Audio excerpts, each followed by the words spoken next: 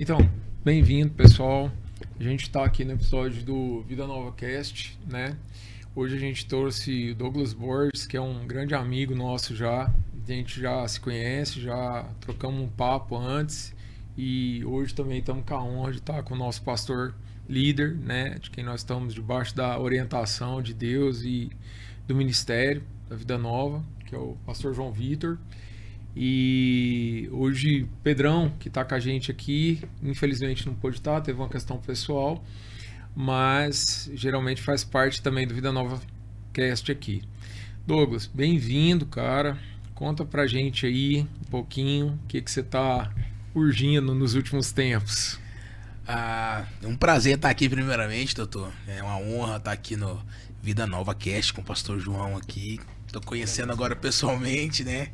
A gente falamos aqui muito nos bastidores, mas eu já acompanho a igreja, já estive em alguns eventos, acampamentos, a gente tá sempre acompanhando a Igreja Vida Nova. E é um prazer estar aqui, a gente falar sobre saúde mental, não espiritualizar isso. Apesar que também tem o lado espiritual que, como pastor, né, como homens de Deus que nós somos, nós temos que também entender que há um mundo espiritual que é latente, é vigente, e nós como igreja, como servos do Senhor, nós temos que aprender a colocar na balança e lidar com tudo isso. Usar a palavra de Deus com certeza para estar tomando muitas decisões, mas também usar a lógica, usar a ciência, e a gente vai falar muita coisa boa hoje. Valeu. Assuntos que tocam a mente e o coração, de fato, né? A mente, nós temos o doutor Alex habilitado para falar, e o coração, Douglas, que tem uma vasta experiência no assunto. E eu tenho certeza que esse vai ser mais um episódio que vai ser muito proveitoso para tocar o seu coração que está assistindo mais esse episódio do VNcast. Show. Meu amigo, como é que Deus colocou na sua vida essa situação de trabalhar como pastor na saúde mental, que a gente sabe que é uma situação não comum, né?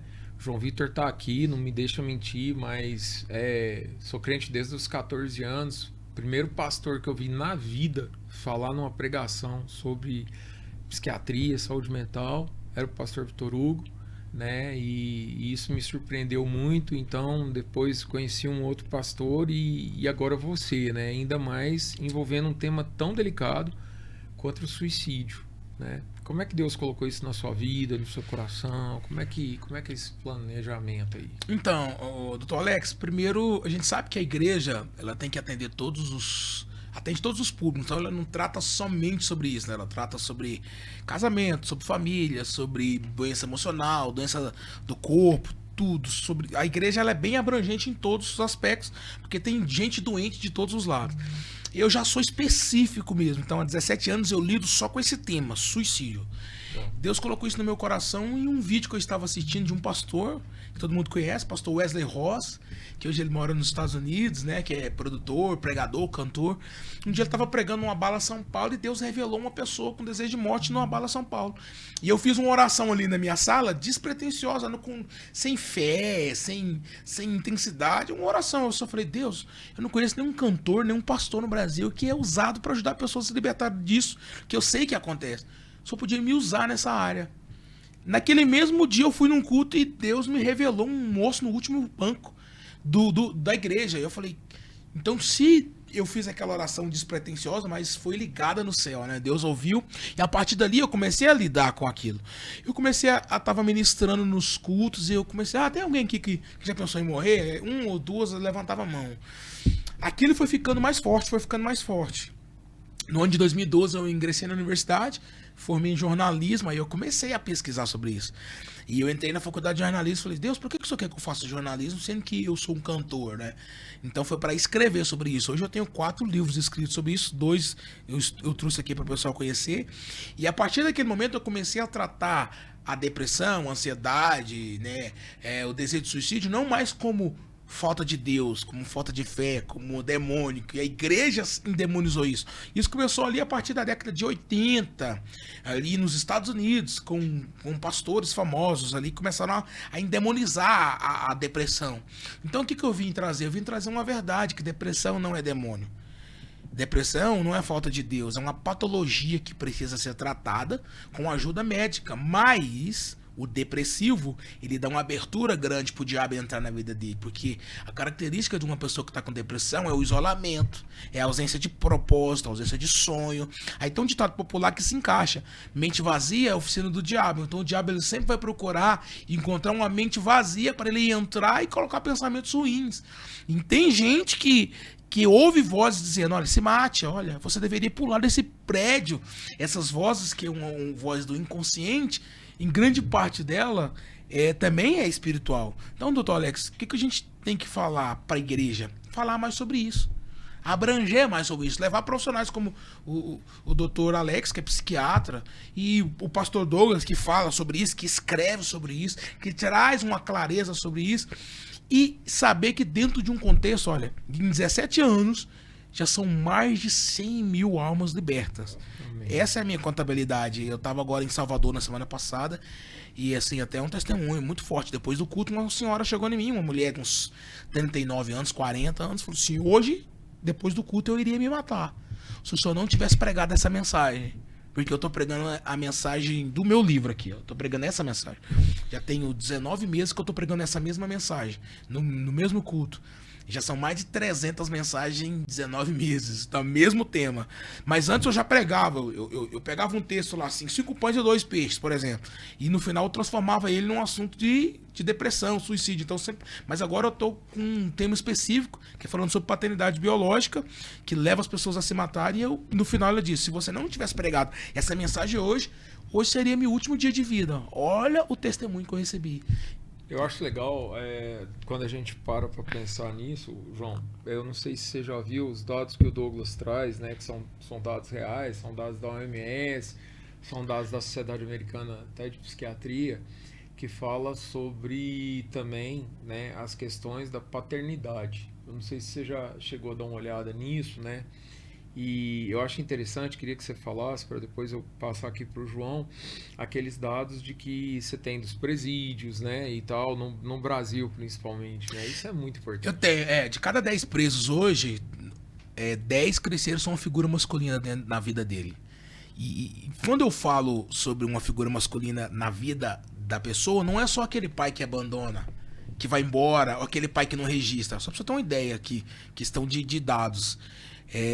De cada 100 crianças hoje que nasce no Brasil hoje, de cada 100 crianças que nascem no Brasil, pelo menos 13 não tiveram o nome dos pais registrado no cartório. Estão sendo criados filhos órfãos. E essa orfandade da figura masculina, que Freud vai dizer lá em 1930, que é muito importante para o desenvolvimento cognitivo comportamental da criança, que é muito importante, pode resultar, não é na fase da criança, é quando a criança estiver adulta, nas escolhas, nas tomadas de decisão, no destino profético financeiro e também no destino da vida profissional. Então, se de cada 10 presos, 7 foram criados sem pai. De cada 10 meninas que engravidam na adolescente, 7 sem uma figura masculina.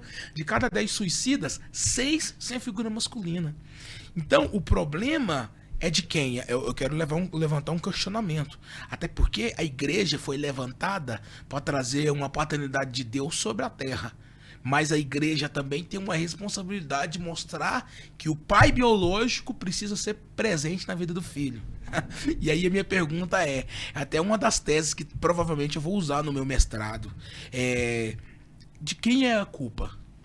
De um menino que cresce órfão e lá na frente ele não consegue ter uma vida potencializada profeticamente ou não em alguma área da vida. A culpa é da igreja ou a culpa é dos pais?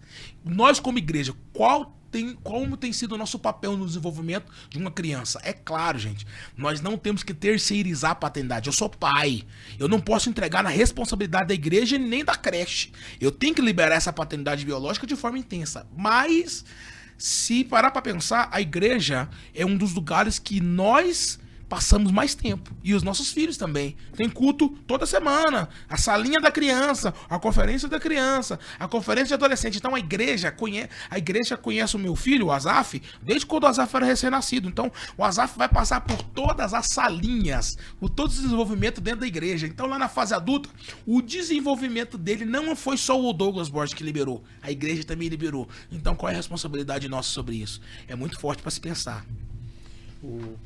Pastor Vitor Hugo falava muito disso, né, João? Você lembra quando nos batismos, né? Que é até uma forma de você falar também lá, ensina teu filho No caminho. no caminho. E no caminho Né? junto. No caminho é É junto. sobre isso. É sobre isso, né? Esse é o grande diferencial, né, que a gente tem. E assim, eu vejo também que tem uma limitação hoje em dia dos dias que a gente vive, né? Que é aquela história assim, mas igual você tem falado no livro até, né, Douglas? O cara às vezes tem um iPhone, o cara às vezes tem um tênis legal, o cara às vezes tem uma roupa bacana, o adolescente ali. Mas na verdade, aquele adolescente ali tá clamando por uma situação. Douglas recentemente publicou no Instagram dele um vídeo de um policial. E aquilo me marcou pra caramba. Não sei se você chegou a ver, João. O policial falou que chegou, foi chamado por uma ocorrência de morte, né? De morte. E quando chegou na casa, tinha um pai, uma mãe, um irmão e a filha. Tinha cometido 14 anos. né, 14 anos. E aí ela deixou uma carta. Então nessa cartinha ela falava que estava cansada de chegar em casa, ver o pai e a mãe no celular, ou discutindo, fazendo de conta que eles não existiam, o irmão se tornando distante dela, e a única coisa que ela queria era se relacionar com eles, né, Douglas? Se eu não me engano, né? Ela queria se relacionar. E aí, como ela não conseguia aquilo, a solidão que bateu nela era muito forte, por isso ela resolveu acabar com a vida dela. Então, assim, é uma situação que impacta, né, todos os casos de autoextermínio, né, de pensamento e tentativa. E existe uma corrente muito forte dentro da saúde mental, dentro das redes sociais, né, que muitas vezes eles até meio que flopam, né? Quando se fala demais o termo suicídio, né? Como se isso, na verdade, criou-se uma situação meio mitológica de falar que se você fala sobre aquilo, você motiva, né? Mas é uma situação bem diferente do que nós estamos No dia a dia, vivendo. propondo aqui. Você está entendendo? Que é uma situação de, acima de tudo, de acolhimento, né? De buscar um refrigério espiritual ali, né? E ontem mesmo o João falou, né, você falando aí da igreja, ontem mesmo o João falou da plaquinha, né, que ele queria colocar lá na igreja, né? Isso. Acho que essa plaquinha, fala pro Douglas, ela Eu é conheci uma fundamental. Eu conheci uma igreja, acho que uns 12 anos atrás, eu falei ontem na igreja que eu acho que eu ia copiá-los, para colocar na entrada da igreja, porque a gente já diminuiria os irmãos os chatos, né, os crentes chatos. Tem os xiitas e nós temos os chatos, né, que falavam o seguinte, lugar perfeito para pessoas imperfeitas. Né? E eu acho que a igreja é isso. Nós pensamos dessa forma, até nessa matéria de suicídio e tantas coisas, nós ouvimos isso semanalmente na igreja. Né? Nós podemos divulgar, claro, mas é uma coisa... Eu já tive muito problema com televisão, né? Eu vou muito programa de televisão. Como cantor, né? Eu vou como cantor, porque eu sou cantor de ofício, na verdade. Aí quando eu estou lá como cantor, mas eu aproveito a oportunidade para eu falar sobre o suicídio. E eu na Record, na SBT, em vários lugares, eles me flopam. Eles não pode falar. Porque esse mito que eles criaram, que não pode falar porque flopa, é o algoritmo que flopa mesmo, mas tem que mudar sobre isso, tem que mudar, a gente tem que falar. Vocês já viram a campanha de Setembro Amarelo? Eles só falam, a campanha de Setembro Amarelo, mas não fala. Não adianta você pegar um remédio e dar pro paciente tomar se não tratar a causa. O doutor Alex sabe disso. É muito fácil criar um diagnóstico e falar assim, não, você não tá dormindo, vamos dar um remédio para você dormir. Mas por que o senhor não tá dormindo? Isso. Deixa eu falar o que eu falo nos meus livros e nas minhas pregações aqui. Existem problemas que são resolvidos com um pedido de perdão. Porque as doenças psicossomáticas, que acontecem primeiro na nossa mente, depois vai para o nosso corpo, elas precisam ser resolvidas primeiro na linha mental, né? E tem gente que tem dor crônica na coluna, dor de fibromialgia, várias dores que o médico não cura porque começou primeiro na psique. Tem gente que precisa liberar perdão. Começou lá na falta de perdão. Do pai que abandonou, do cônjuge que abandonou, do abusador sexual, que é um dos casos que mais leva as pessoas a querer se matar na fase adulta, é carregar o trauma do abuso. Tem o testemunho do pastor Paul Mchu, um pastor da maior igreja do mundo, que recentemente morreu, né? Faleceu. Ele tinha tuberculose. E quando ele estava quase morrendo, no leito da UTI, uma irmãzinha, Deus mandou uma irmãzinha lá e colocou a mão nele e falou assim, ó, Deus mandou você liberar perdão para um parente seu, acho que era o irmão dele, que se você não liberar perdão para esse parente seu, você vai morrer. Mas eu tô com tuberculose, uma coisa que não tem nada a ver com a outra, ele liberou perdão pro irmão e foi curado. Então, o que nós temos que entender? Que nós somos seres, que nós tem momentos que nós vamos precisar da ajuda profissional, do psiquiatra, do Dr. Alex na sua vida, porque vai ser fisiológico. Algum neurotransmissor, algum vai estar funcionando, algum hormônio vai estar funcionando, principalmente na vida dos adolescentes. Essa transição da puberdade, né? No período, principalmente das meninas, pré-menstrual, menstrual, vai ter alguma coisa que não vai estar na ordem. A serotonina, o GABA, a noradrenalina. Então o que o doutor vai passar? Uma vitamina que vai voltar aquilo no lugar. E aquilo ali vai se resolver.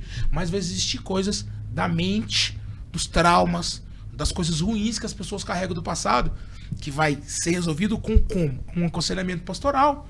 O pastor João Vitor vai levar para o gabinete e falar, vamos te aconselhar aqui durante um tempo, e isso vai resolver o problema. Resolve demais, porque tem problema que um aconselhamento pastoral resolve. Tem problema, doutor Alex, que um abraço resolve. Tem problema que a terapia, nem precisa do remédio, a terapia. O terapeuta vai usar ferramentas que vai fazer com que essa pessoa saia daquela prisão mental, daquele problema mental, e vai resolver. O que nós temos que fazer, gente? Procurar ajuda. 90% do suicídio poderia ser evitado se as pessoas contassem os problemas dela para alguém. Só que a humanidade tem um defeito. Medo de manchar a reputação. Verdade. De contar o problema. O adúltero, ele vai ter medo de confessar o adultério pro pastor dele, porque o pastor dele vai pôr ele de banco. Ou o líder de louvor, ou o vice-pastor dele. Recentemente, aí, a gente sabe que um pastor aí de uma grande igreja caiu em adultério. Aí que a gente foi lá e colocou algo oficial afastando ele. Mas vai depender da igreja de como aquele homem voltará. Morto, destruído ou restaurado. Em seu livro, Don Baker, Além do Perdão, é um livro muito famoso nos Estados Unidos, um pastor da Batista que cai em adultério, ele confessa, e a igreja pega ele e põe na frente no púlpito, no culto de ceia, porque lá nos Estados Unidos tem essa cultura, tá? O cara cai, põe ele lá na frente, ele conta pra televisão, conta pra todo mundo, tem que falar. O que vocês querem que eu faça com ele? Condeno ou a gente trata? A esposa já perdoou, os filhos já perdoou. A igreja, vamos tratar. Então, levou o pastor, tratou durante 2 anos, para depois os pastores voltarem na atividade. Por que eu estou falando sobre isso? Porque o suicídio entre pastores aumentou muito nos últimos anos. Porque o pastor, ele sofre com muitas pressões. E uma das que eles mais sofrem é a falta de amigo. É a falta de alguém que ele possa conversar. Ele precisa mostrar resultado, porque a igreja dele tem que crescer, irmão. Um pastor que lidera um rebanho, o rebanho precisa crescer. E se o rebanho não cresce, tem algum problema, alguma coisa está acontecendo. Então, essa autocobrança da autoafirmação pastoral é muito complicada. Segundo, outra coisa, ele não consegue separar o que é família e o que é igreja. Ele leva o problema da igreja para a família, leva o problema da família para a igreja. Terceiro, a sua vida normal. Ele pastor a gente. Pastor sente o desejo, pastor sente vontade, pastor precisa viajar, pastor precisa descansar. Então, uma série de fatores faz com que o pastor ele tenha um momento de crise mental. E meu conselho é que 100% dos pastores pudessem fazer terapia. Sim. Pudesse buscar ajuda. Concordo. Porque isso vai ajudar ele a lidar com os problemas, né? Igual o Dr. Augusto Cury fala, ser autor da sua própria história, gerenciar a sua mente. Então é importante esses pontos para nós que somos pastores, né? Não ter um colapso. Isso, e até mesmo pensando nessa situação dos pastores, né?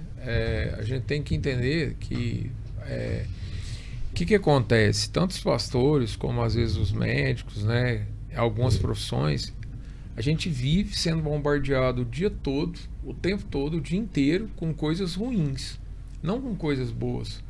E aí aquilo vai guardando, vai aumentando, até uma hora que explode, né? Então isso é um dos significados mesmo que a gente tem observado de aumento de infelizmente, suicídio até mesmo entre os pastores, né? Isso é uma questão que você falou, é muito importante, sobre o pastor não ter amigos, porque às vezes ele pensa, né?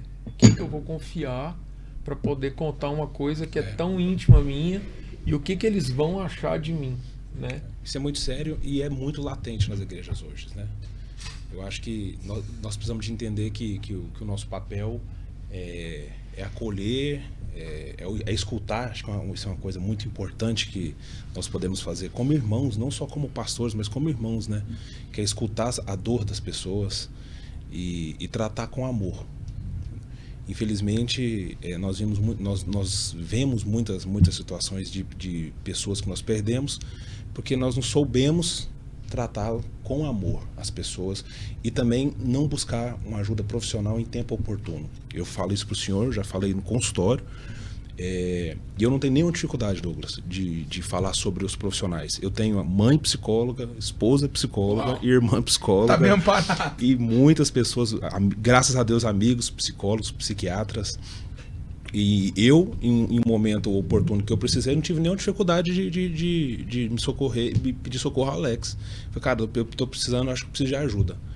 E ele me ouviu no dia, me ajudou e nós não somos super-heróis. É manchar a reputação. E eu falei uma coisa, isso, eu falei ontem uma coisa sobre, não nesse assunto, mas sobre isso na igreja. Eu não vou morrer pela igreja não, cara. Jesus já morreu por isso, né? Eu quero poder fazer o melhor que eu puder fazer sempre. É claro. Mas eu sou gente, eu sou homem, eu tenho dores, eu tenho minhas fraquezas, as limitações que todos nós temos.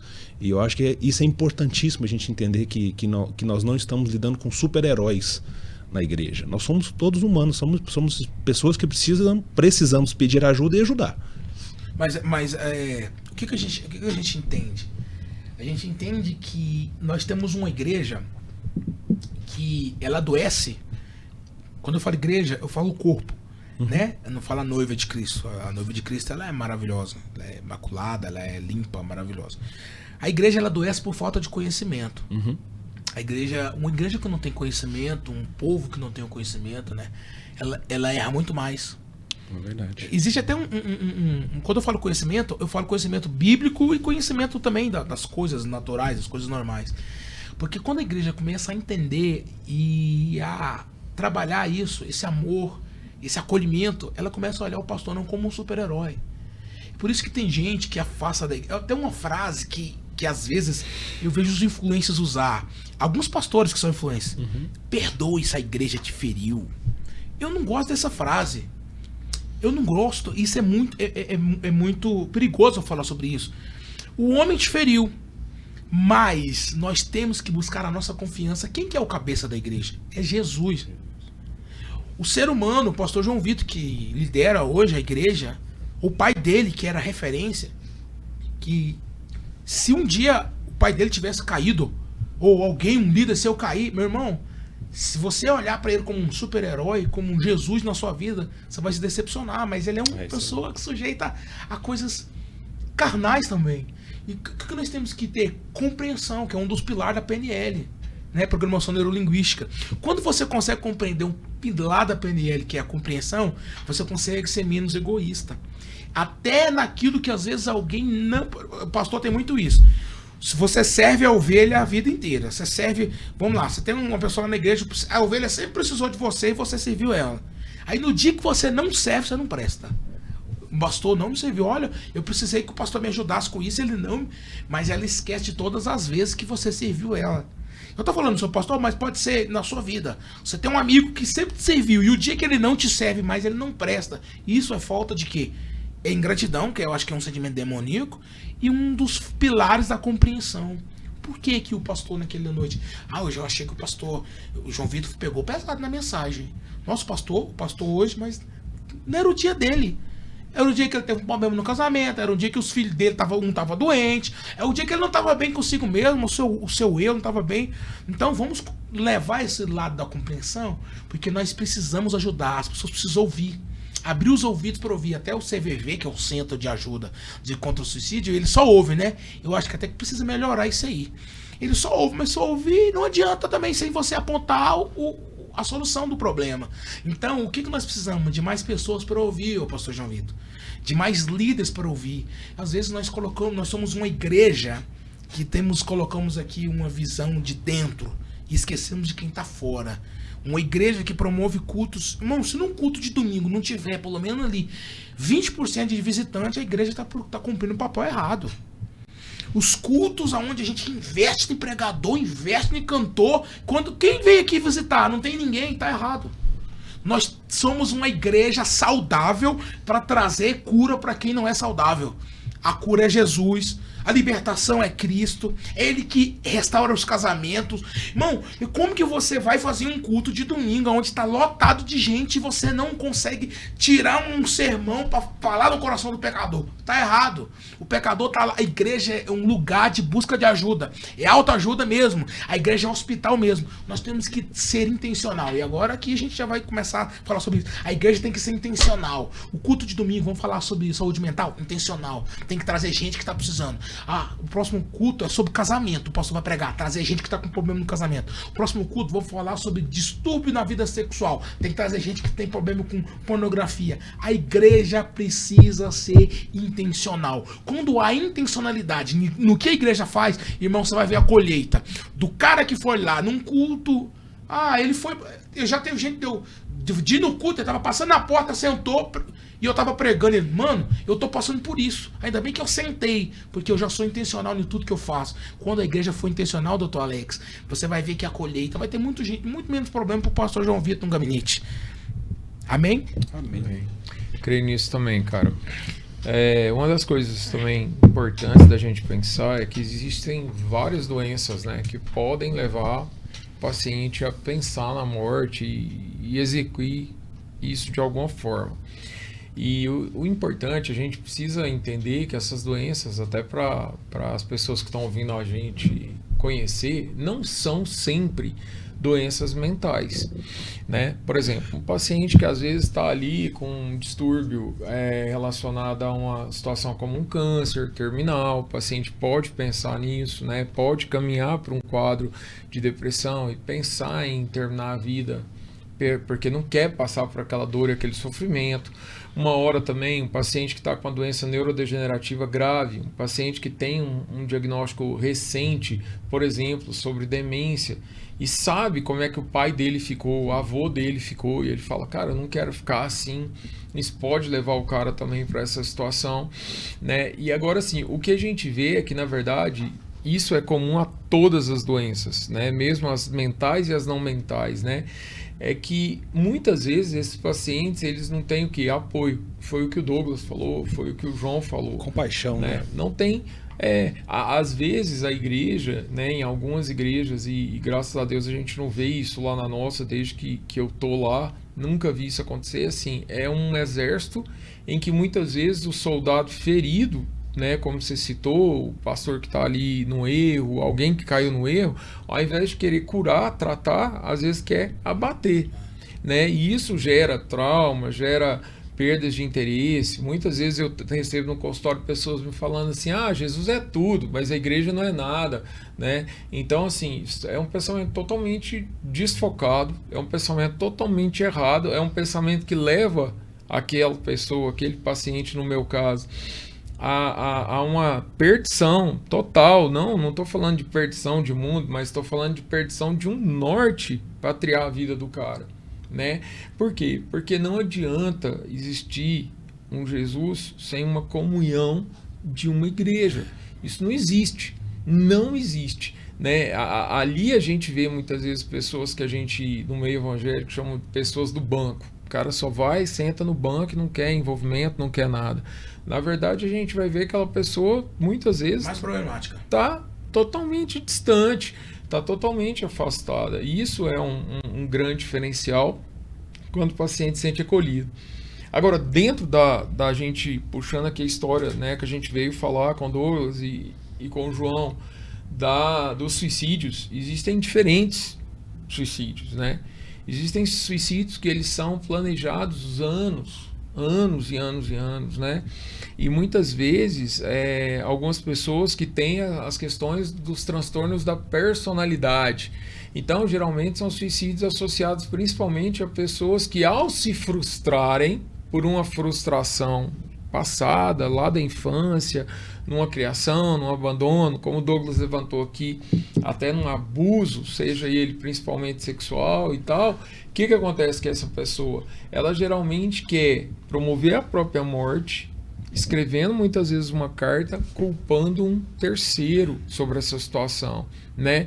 E assim, muitas vezes isso ocorre de uma forma assim, em que aquele terceiro que vai receber aquela carta, depois ele se torna um paciente, se torna arrasado o resto da vida, sendo que, na verdade, o problema original estava no paciente. O adoecido, de fato, era o paciente.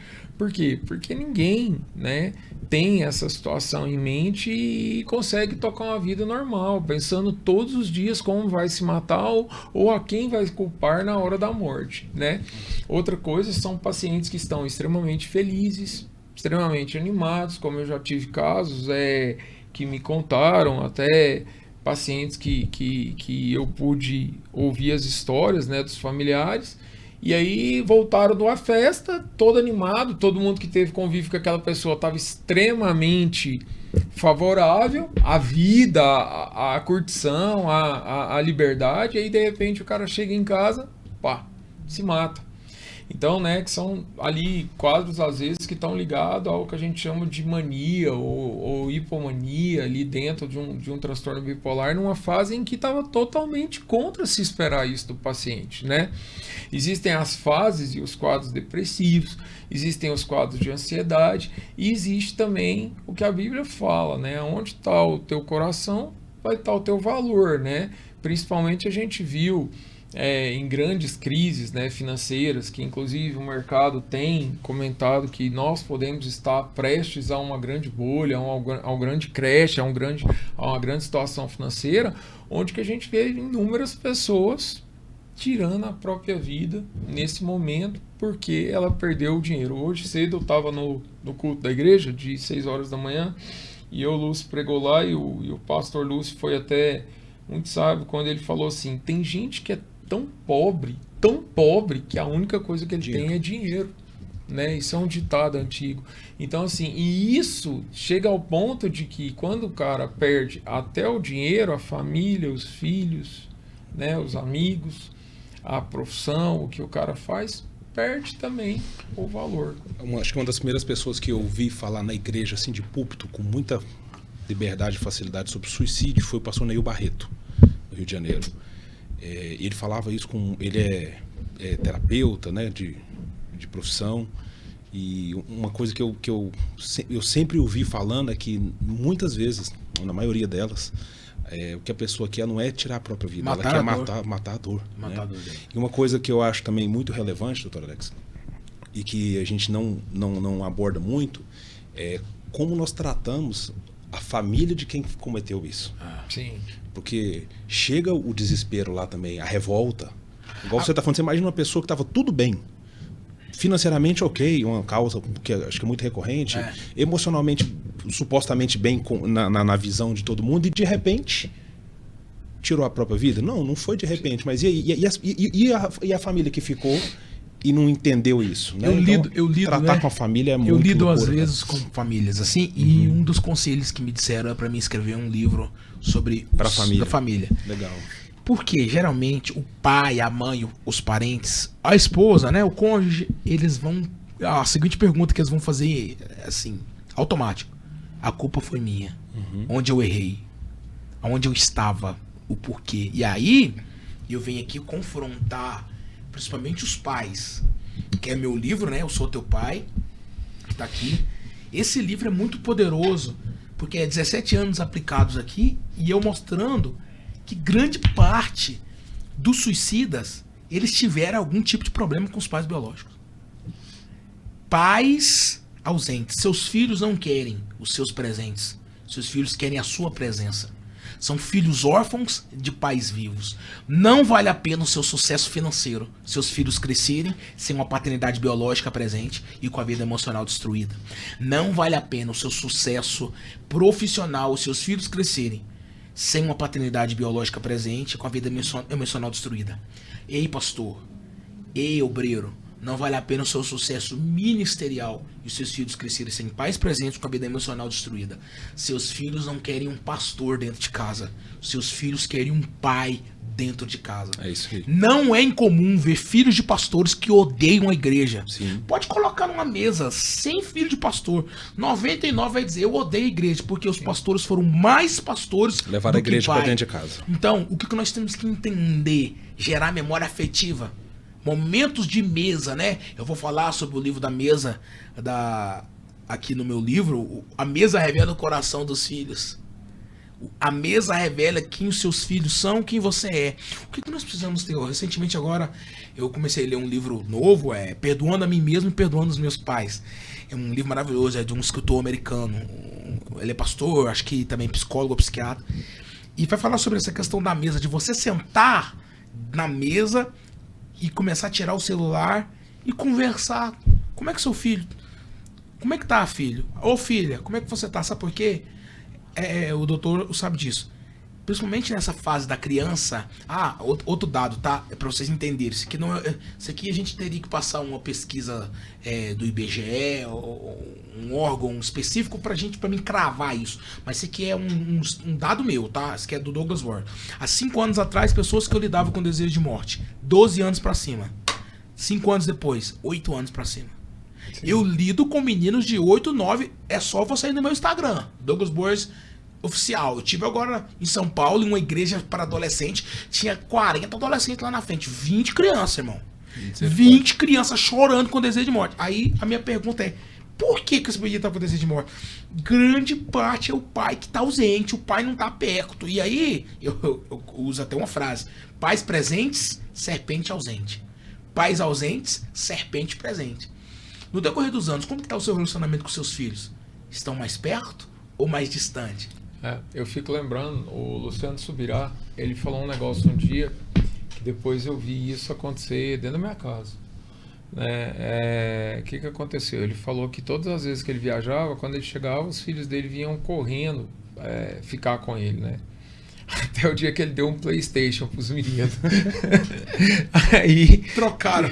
Foi que os tchauzinho. Meninos, tchau. Os meninos chegavam de viagem, aí a hora que ele chegou, cadê os meninos e tal? Ele olhou lá os meninos jogando o PlayStation lá. Aí os meninos fizeram assim: oi, pai.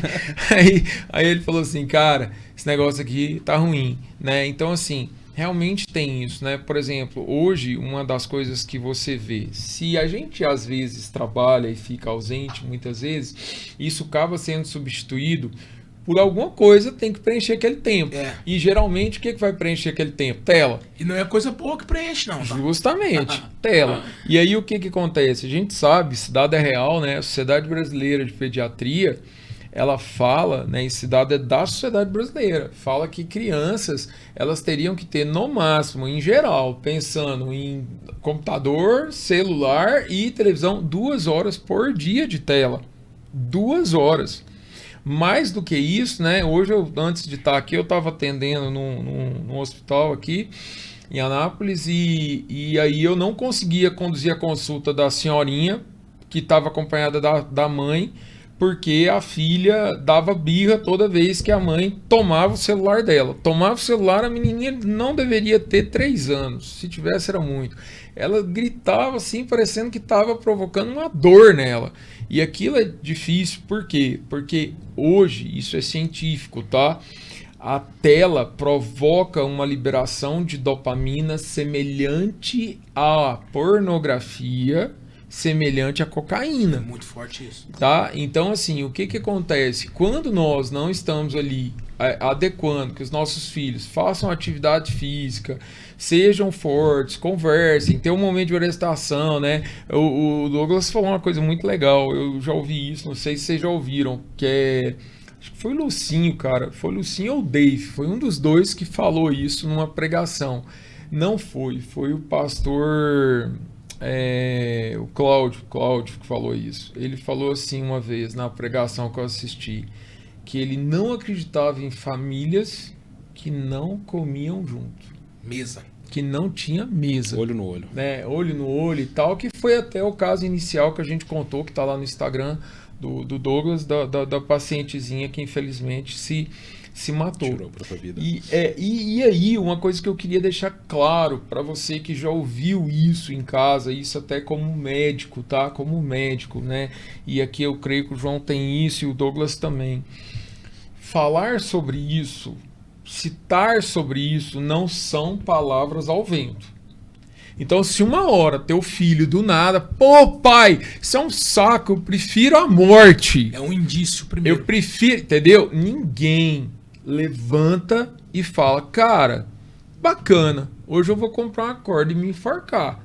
Não é assim, tá? Esse pensamento ele é construído. Provavelmente antes inicia uma ideia de ruína, de desvalor, né? De perda do emocional ali do paciente, o humor vai rebaixando aos poucos, isolamento social. Quantas vezes a gente vê adolescentes, crianças, cara, como ele falou aqui agora, crianças, o cara fala pra mim que, não, meu filho fica 6 horas dentro do quarto, 8 horas dentro do quarto. Cara, você não entra lá, não. Você não sabe o que ele tá fazendo trancado dentro do quarto, não. Chuta a porta. Chuta a porta, arrebenta. Eu nunca esqueço, um dia um pai me contou que ele tinha medo de entrar dentro do quarto do filho dele, o filho dele tá no joguinho, e por causa da intervenção dele, o filho dele perdeu o joguinho. Aí eu falei, por quê? Ele falou assim, cara, porque eu acho que ele pode até me agredir. Aí eu falei, olha, né, que tempo que aconteceu em que, na verdade, a gente perdeu a noção que é o cachorro que mija no poste. Agora o poste tá mijando no cachorro, né? Então, assim, a gente precisa recuperar a excelência de ser líder da nossa casa, né? De ter cuidados. É lógico, eu não tô aqui fazendo apologia à tecnologia. Eu não tô falando que seu filho não tem que ter um computador, não tem que ter um celular. Também. É necessário. Tem que saber ser usado.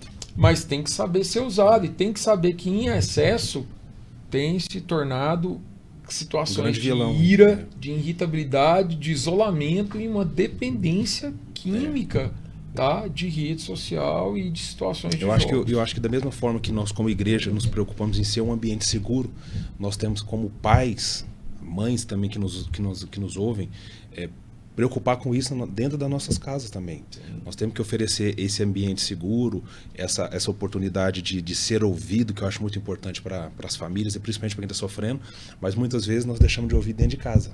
Né? Uma brincadeira dessa, igual você falou, a pessoa solta e aquilo ali era o gatilho para você ter pego a tempo. Né?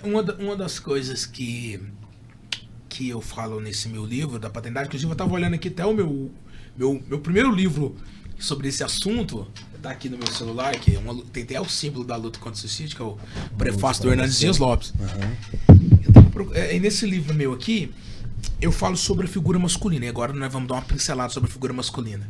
E eu até teve um corte meu que eu fui num podcast aí, e a galera da esquerda quase me matou, até me ameaçaram de morte, eles me ameaçaram. Por causa que eu fui falar sobre a figura masculina. Então, quando eu falo sobre a figura masculina, essa galera do LGBT+, eles ficam ofendidos, mas não foi eu que falei isso. Aqui, a página 39 do meu livro. Não é Jesus que está falando aqui, não é Mateus, não é Marcos, não é Lucas, não é o apóstolo Paulo, é Freud. Aqui, página 39. Pai, figura masculina.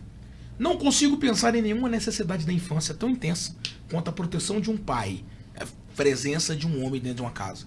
Sim. Freud entendeu isso. Porque crianças que crescem sem essa figura masculina dentro da casa são crianças que têm a tendência de ser fragilizadas e até lá na frente, nos seus fracassos futuros, ela não saber lidar com isso. Sim. E nós não estamos preparados para lidar com fracassos. A nossa mente, o nosso corpo. É por isso que teriam que ter a matéria de psicologia desde o primário, né? Sim. Acho que deveriam colocar essa lei até para empregar os psicólogos, que tem muito, para ajudar a sociedade num todo. Mas deixa eu te dizer aqui, você sabe de quem é a culpa, na maioria das vezes, do problema da potencialização na vida de uma criança? Em grande parte dela é da figura masculina, que precisa assumir o seu papel de pai, agora biblicamente falando, de sacerdote. Dentro do campo da psicologia, é dever do pai, do homem, dizer o não. Essa figura, pai no grego, significa protetor. Então, quando essa ausência, há uma ausência de proteção dentro de casa. E quando, lá em casa, o meu filho Azaf, ele não fica com o celular dentro da igreja. Irmão, tem que assistir o culto. Quando vai passar a linha, tem que contar o que a professora pregou lá. Senão, irmão, o pau quebra em casa. Meu irmão, desde criança, menino não dá birra. Não, sim. É o não. A mãe dele fala não, é claro, é um comum acordo, é uma família, mas o dever do não é do pai. E quando há essa ausência, né, o tal do empoderamento feminino, que tem que tomar cuidado com isso, porque o empoderamento feminino tem feito com que o feminismo, usado de forma errada, e o empoderamento deturpa o conceito de família que a igreja construiu através da palavra. O que acontece com os divórcios que está acontecendo hoje? Porque na geração do meu pai, da geração do seu pai, o conceito cultural era que uma mulher era cuidada pelo marido. A mulher nem trabalhava, ela ficava dentro de casa e o marido cuidava. Mas hoje não.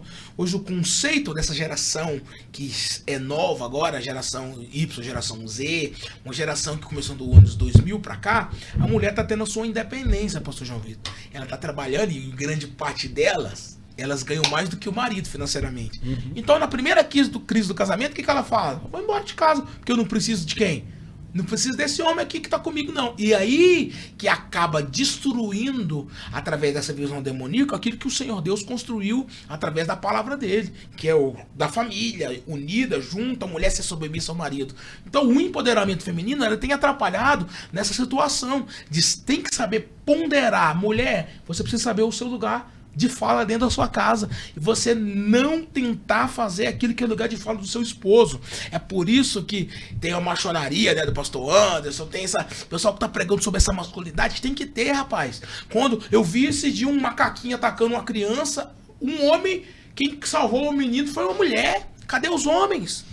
O macho que vai entrar na frente de uma bala por causa da esposa, porque a Bíblia vai dizer lá em Pedro, vós, marido, amai as suas esposas como Cristo amou a igreja, a ponto de dar vida por elas. O que nós estamos crescendo, ô pastor Vitor Hugo?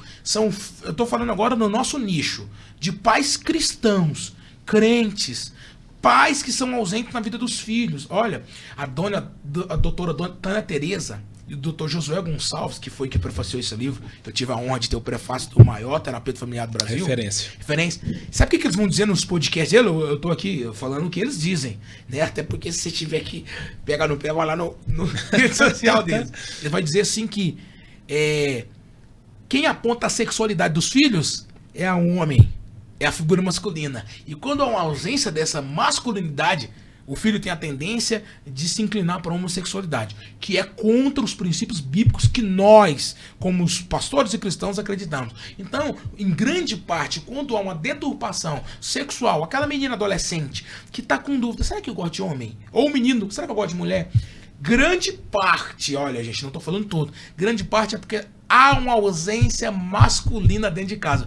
Eu não estou falando do homem que foi embora de casa não, pastor João Vitor, nem doutor Alex. Eu estou falando do pai que está lá dentro e não exerce a função sacerdotal, não exerce a função do protetor, não exerce a função daquilo que Deus colocou na vida dele. Eu quero te questionar, homem, figura masculina, macho, alfa, é você que é o protetor de sua casa, é você que toma as rédeas, a sua esposa tem que se sentir protegida, seus filhos, quem dá o mantimento da casa é você, a sua esposa, os seus filhos comem com aquilo que você põe na mesa, vocês precisam viver em função disso. O homem assumiu o papel. O que nós estamos crescendo? Essa fragilidade.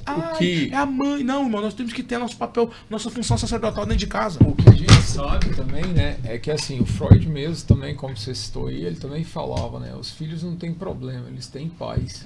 Uau! O Freud falava isso, os filhos não têm problema, eles têm paz. Então a reverberação disso está muito relacionada a essa estrutura que a gente cria, né?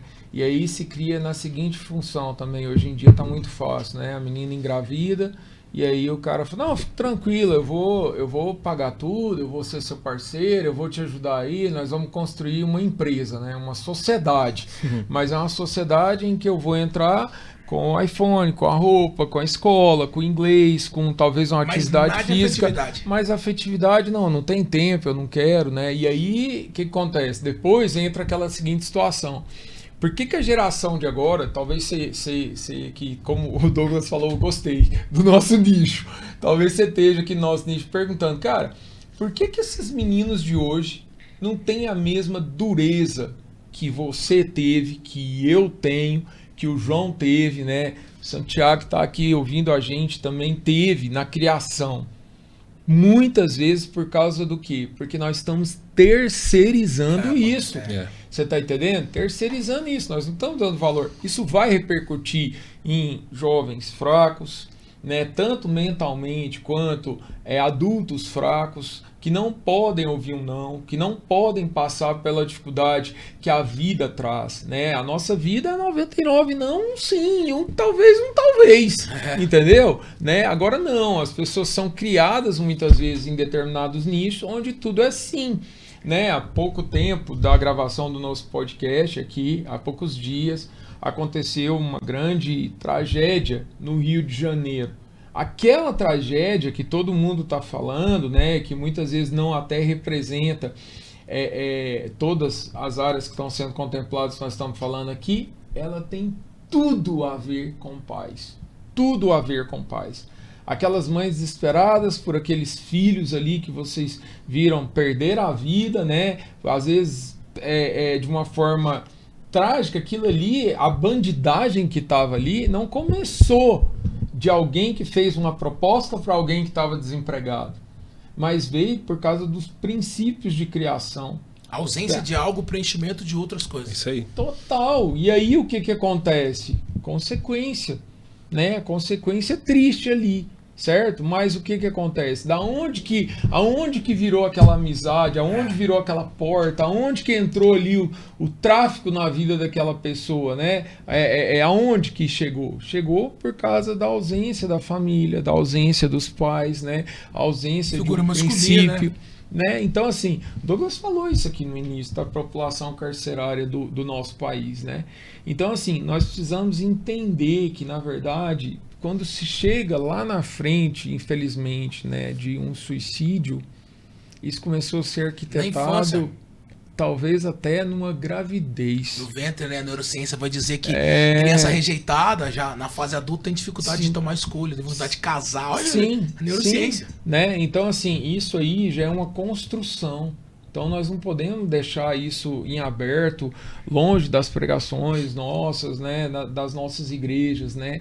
Nós vemos que essa base, né, na Bíblia, várias pessoas que a gente acompanha ali, que tiveram, às vezes não pais biológicos, mas tiveram pais como orientadores espirituais, foram grandes homens por ter sido criados. E muitas vezes até homens de Deus, quando falharam nisso na Bíblia, tiveram uma perda gigantesca, né?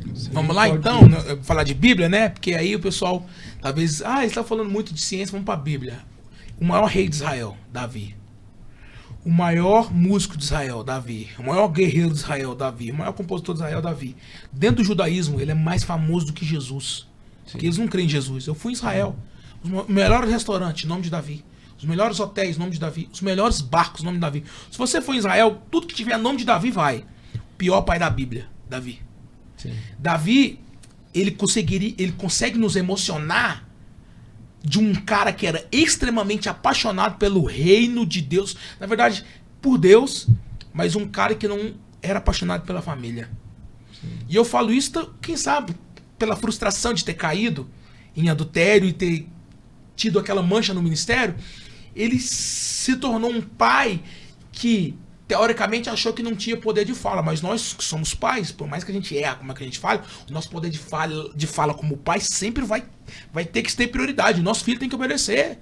Eu tenho 36 anos de idade, eu tenho um pai vivo que se eu chamar ele de você, irmão, a mão corre na boca. Eu tenho 36 anos de idade. O poder de fala dele nunca vai mudar. Aí Davi, o que teve na casa de Davi? Davi teve assassinato, 2. Teve estupro. E eu estudei a vida de Davi, eu falo dela aqui, ó, no livro. Davi, quando Absalão mata Amnon, ele fica perto do palácio 2 quilômetros porque ele queria uma punição. Mas ele queria voltar a um relacionamento com o pai. E Davi ficou ausente. Foi onde ele fez toda a trama golpista. Aí aproximou dele ali alguém, né, que depois até acaba se matando para tramar contra o reino.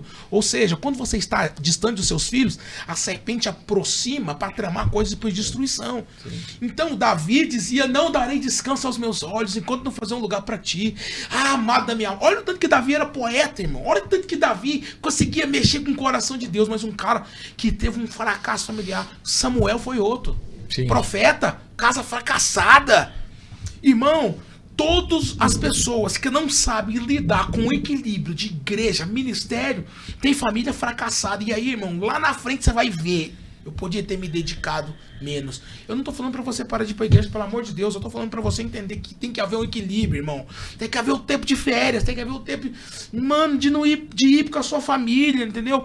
Mas a minha família, nós temos isso, ó. Vamos pra igreja, vamos. Hoje não. Hoje eu não quero saber de igreja, nós vamos passear, vamos estar juntos. Mas a igreja nunca sai da gente. Um louvor no carro, uma oração junto, uma leitura da Bíblia. A gente só não vai estar em comunhão ali. Então o que nós estamos mais vendo? Nós estamos mais vendo é isso. Essa geração que está crescendo dentro de um ambiente que aí a psicologia vai dizer assim, ó. Nós temos a tendência de repetir o comportamento dos nossos pais. Isso, irmão, isso aqui é o que muitos chamam de maldição hereditária, que eu não concordo, né? Porque a maldição hereditária foi quebrada lá em Ezequiel. Os pais não irão chupar uva verde e os filhos vão sentir dor no dente. Isso aqui não é bíblico para quem fala sobre maldição hereditária, mas repetição de comportamento é ciência. Quando há uma família onde tem muito adultério, se você não cuidar, você vai ser adúltero. Quando há uma família onde há gente mexendo com álcool, irmão, isso tem na minha família. Se você não cuidar, isso vai acontecer. E isso acontece na paternidade. Hoje eu entendo.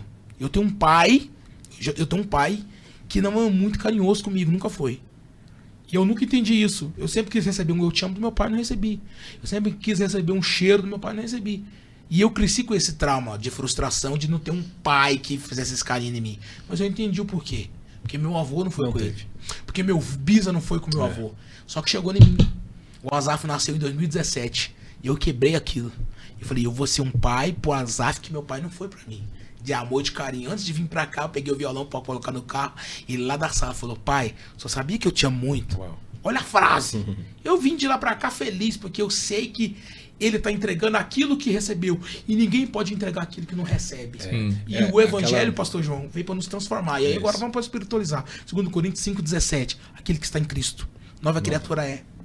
As coisas velhas passaram, tudo se fez novo. Porque eu sou, vou usar um termo, eu sou lá do Nordeste da Paraíba e eu não levo desaforo pra casa, não sei o que. Então você não é transformado por Jesus. Porque, olha, eu sou num lugar onde quando alguém não entregar amor pra mim, eu também não tô nem aí, eu lá de mal. Então você não foi transformado por Jesus. A transformação de Jesus veio pra mudar caráter, ações, atitudes. É por isso que aquilo que eu não recebi do meu pai, eu libero pro Asaf e pro Levi. Nós temos que ter essa consciência. E aí, o nosso cérebro, né, doutor? O doutor sabe disso. A neurociência vai dizer que o nosso cérebro ele reage inconscientemente, mais do que consciente. 85% das coisas que nós fazemos é inconsciente. Sabe aquelas brigas de trânsito? Você acha que o cara queria matar o outro? Não, é inconsciente. Mas nós temos que aprender a lidar com o controle emocional que não tem como.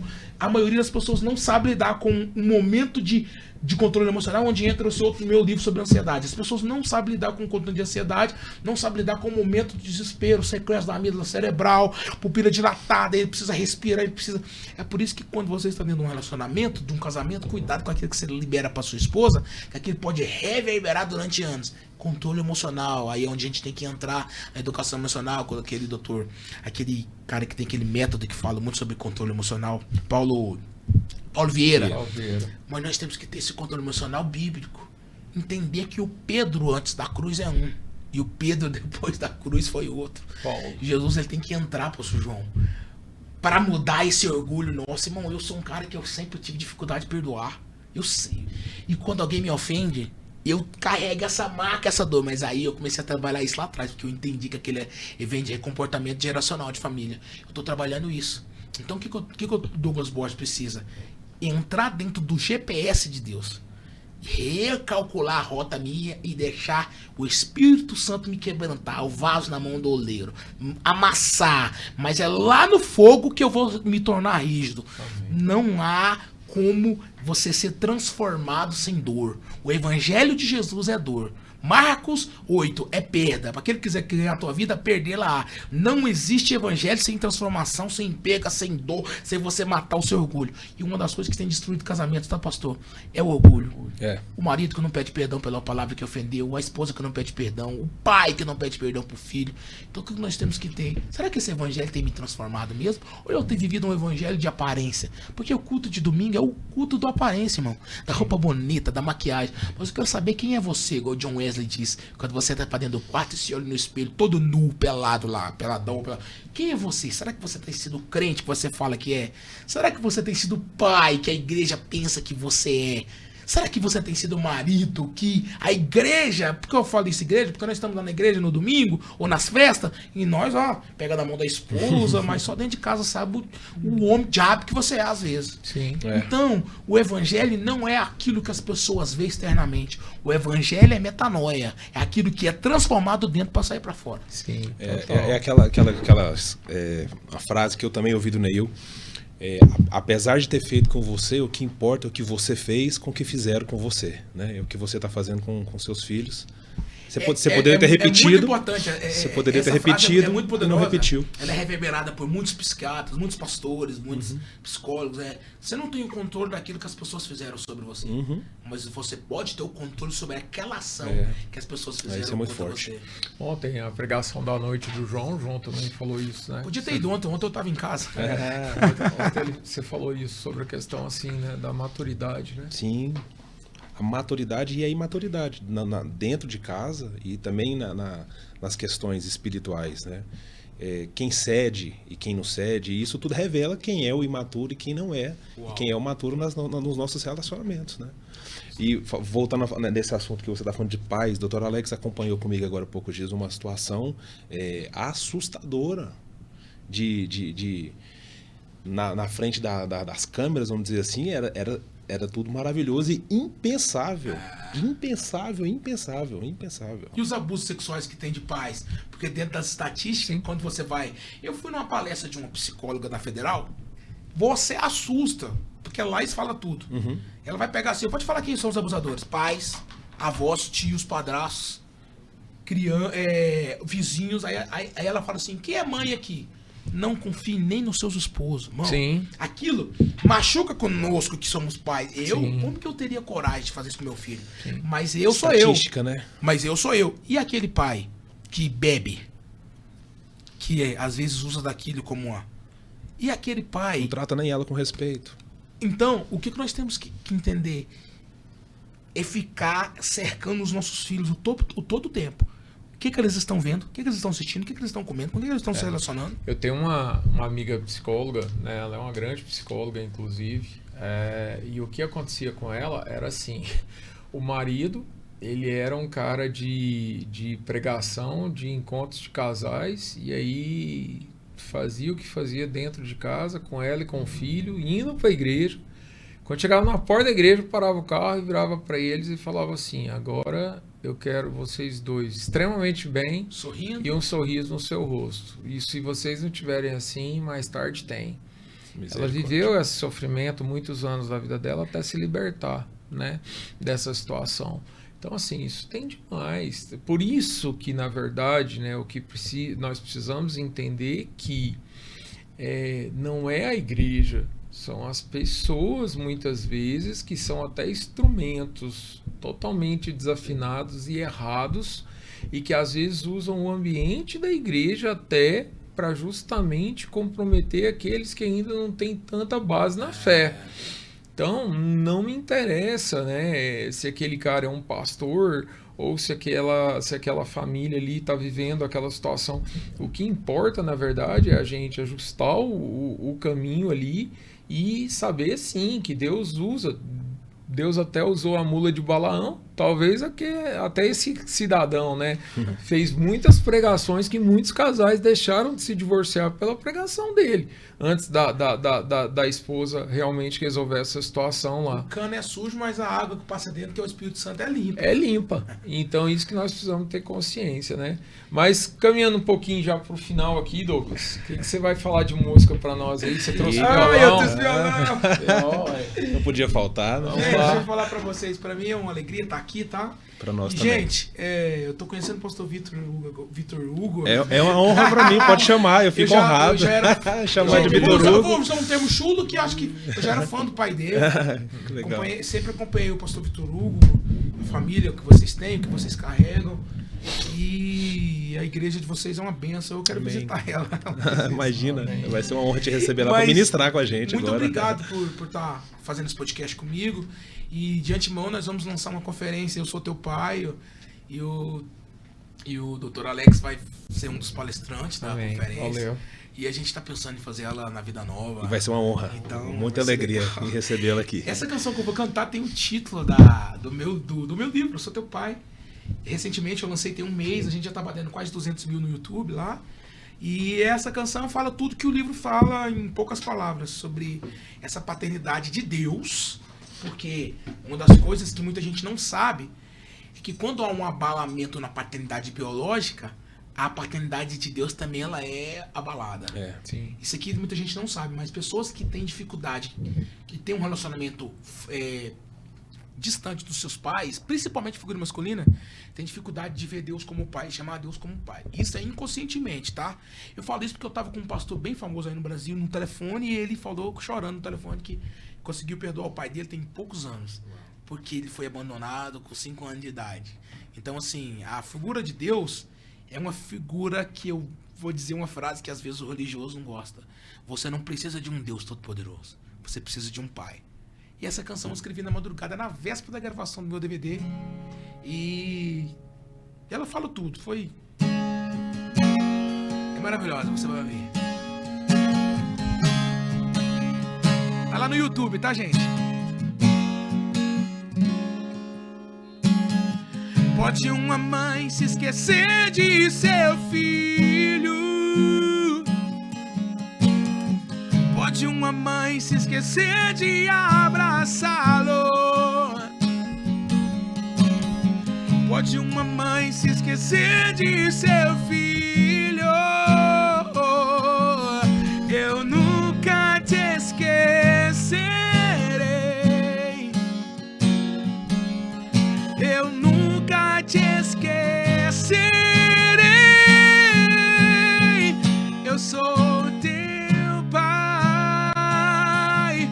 e não abro mão de ti. Eu sou teu pai e não abro mão de ti.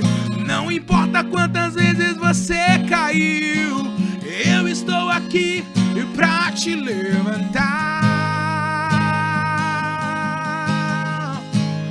Você que não teve pai, ó. Eu quero estar em teus braços para sempre. Eu quero estar em teu colo para sempre. Eu quero estar em teus braços para sempre. Me gira no ar, me gira no ar. Eu quero estar em teus braços para sempre, Senhor Jesus. Eu quero estar em teu colo, assim como o pai gira o filho no ar, aleluia. Eu quero estar em teus braços para sempre. Me gira no ar, me gira no ar, oh, me gira no ar, me gira no ar. Eu sou teu pai e não abro mão de ti. Eu sou o teu pai e não abro mão de ti. Não importa quantas vezes você caiu, eu estou aqui pra te levantar.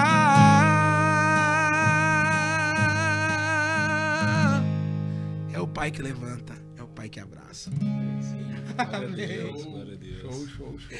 Ah, Deus me deu o privilégio de compor também, né? Deus me deu a graça de compor e essa canção me gira no ar, eu trouxe logo pra paternidade biológica. Quantos filhos que não são girados no ar pelos pais, né? Quantos filhos? O seu filho tá com 20, 25 anos, ou 22, ou 30, ele é seu filho, vai lá, dá um beijo no cangote, dá um abraço, entra lá no quarto, já tá casado, o dia que você for visitar seu filho, vai lá, beija, sabe? Nós, principalmente pai de homem, nós vamos ver o nosso filho pelado a vida inteira. O Asaf, quando tiver com 30 anos, vou tomar banho pelado com ele, porque é uma intimidade. E isso é a mulher também com a menina, com a moça, né? Então, assim, acho que essa intimidade de pai e filho é muito grande. Olha, é impossível contar um caminho da maturidade pessoal sem figura de um pai ou de uma mãe. Se nós, pais, não cumprir a nossa missão corretamente de pai, nós iremos comprometer o destino profético dos nossos filhos. Os nossos filhos são flechas, gente. O Subirá fala isso no seu livro, que eu usei também. Então, essa flecha não vai ser só uma flecha de pregação. Ah, você acha que reina a sua pregação? Deus vai usar seu filho como um médico, como um pintor, como um advogado que vai expandir o reino através do escritório dele. Mas, para isso, a potencialização começa na infância. O diabo não quer matar seu filho, ele quer colocar ele de câmera lenta. Por que o diabo está de olho nos nossos filhos? Porque é mais fácil matar uma semente destruída do que destruir uma árvore. Então ele vai jogar um dardo ali na infância e lá na fase adulta isso vai reverberar. O diabo é inteligente, ele usa a sua inteligência para paralisar um menino que tinha tudo para ser um homem e uma mulher de Deus, mas não, a falta da paternidade biológica atingiu e destruiu precocemente essa vida. Beleza, Douglas. Queria te agradecer, cara, por você ter vindo, a gente ter tido esse encontro aí hoje, foi maravilhoso, né?